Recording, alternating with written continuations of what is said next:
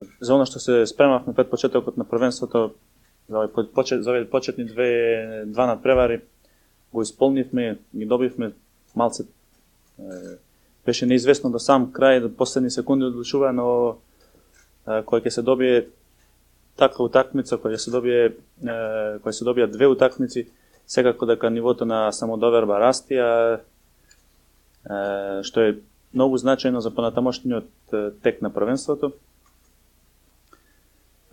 Уверен сум дека сите сме се уште цврсто на земја, дека не летаме многу, дека добивме две утакмици, дека знаеме што ни престои пред нас, дека ни престои Германија, европскиот шампион, дека ни престои уште 3 тешки утакмици од следниот круг, од следната група.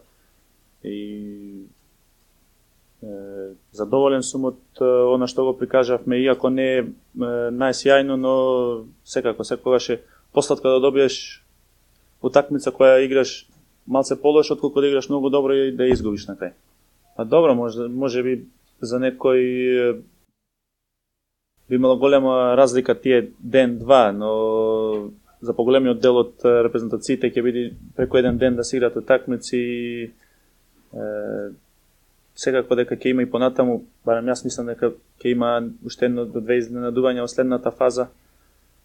Тоа многу зависи од која репрезентација како ќе се спреми за противникот, кој како ќе има добар ден, па ако некој голман или играч има екстра ден, може да се случи изненадување како што беше вчерашниот надпревар на Чешка со Данска.